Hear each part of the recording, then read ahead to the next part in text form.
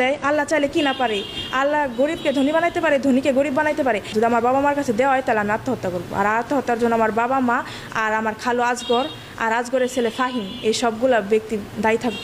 না, আমি আবেগ দিয়ে বলতেছি না, আমি বিবেক দিয়ে বলতেছি। তুমি মনে আবেগের মধ্যে কথা বলছো? না, আমি আবেগে বলতেছি না আঙ্কেল। কিন্তু 3 বারই কি গ্রাম্য মাতব্বরটা তোমাকে ফেরত দিছে? হ্যাঁ, আশ্বাস দিছে কি? আশ্বাস দিছে যে তোর 18 বছর হবে তখন তোর ওর কাছে দিব। কিন্তু নিয়ে যাওয়ার পরে 4-5 দিনই হয় না, তখন বিয়ের জন্যই করে আর মারধর করে, কিছু না বললেই মানে অত্যাচার করে, অনেক মারধর করে। আজগর আমার খালু, ইনি মানে উসলানিমূলক আমার বাবা মাকে মানে উসলে দেয়, বলে যে তুই করবি কেন, এই মেয়েকে দিবি কেন, তোর যদি এত হয়, মেয়ের যদি এতই বেশি হয়ে যায় তাহলে মেয়ে আমারে দিয়ে দে, মেয়ে আমি পালবো, এইভাবে বলে।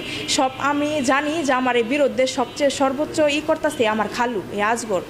তুমি কি এখানে সব জ্ঞানে আসছো নাকি কেউ তোমাকে নিয়ে আসছে, নাকি কিভাবে তুমি এখানে আসলে? আমি এখানে সব জ্ঞানে আসছি, আমাকে কেউ নিয়ে আসে নাই। কারণ আমি আর কত চোখ থাকবো যেখানে আমার মান সম্মান যাওয়ার যেটুকু যাওয়ার চলেই গেছে। আমার বাবা মা তারপর আমার বিরুদ্ধেই করতেছে, তারপরেও তারা আমাকে নেওয়ার জন্যই করতেছে। এখন আমি আর কত চোখ থাকবো? আমি আর চোখ থাকতে পারবো না। আমি এখন সারা দেশবাসীকে জানিয়ে দিতে চাই যে আমার বাবা আমার বিরুদ্ধে এরকম করতেছে। তোমার এই ভিডিওটা দেখে অনেক মানুষ তোমাকে নেগেটিভ ভাবে নেবে, অনেকে পজিটিভ নেবে, অনেকে বলবে যে বাবার সাথে লড়তেছে, মেয়ে ভালো না। আবার হয়তো বাবাকে অনেকে বলবে যে না, বাবার করাটা ঠিক হইতেছে না। এই যে মানুষের যে মন্তব্যগুলো, সেটা তুমি মানতে পারবা? হ্যাঁ, মানতে পারবো।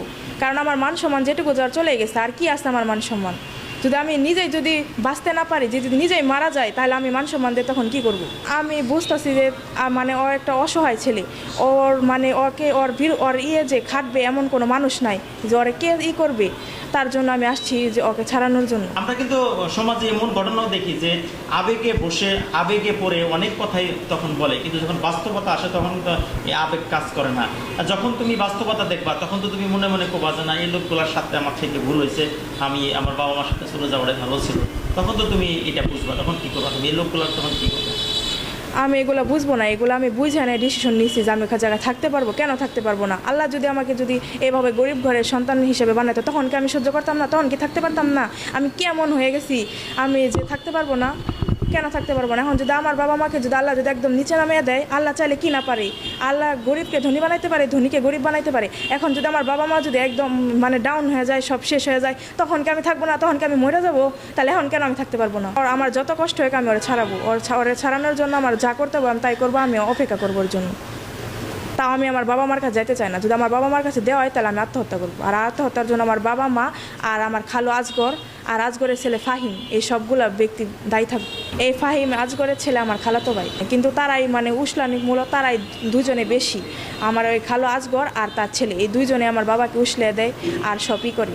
আমার বাবা মার কোনো দরকার নাই। যে বাবা মা নাকি সন্তানের বুঝে না, কষ্টই বুঝে না, ভালো মন্দ বুঝে না, সেই বাবা মা থাকার থেকে না থাকা অনেক ভালো। এই কথাগুলো কিন্তু সব আবেগে বলতেছো, তুমি কি জানো তুমি আবেগে আছো এখনো? না, আমি এগুলো কথা আবেগে বলতেছি না। সুস্থ মস্তিষ্কে আছো? হ্যাঁ, আমি সুস্থ। কথাগুলো বলতেছো তুমি সুস্থ মস্তিষ্কে? হ্যাঁ আঙ্কেল। তো তোমার কথাগুলো কিন্তু আমার কাছে একটু কি মনে হইতেছে? না, আমি আবেগ দিয়ে বলতেছি না, আমি বিবেক দিয়ে বলতেছি। তুমি মনে আবেগের মধ্যে কথা বলছো? না, আমি আবেগে বলতেছি না আঙ্কেল।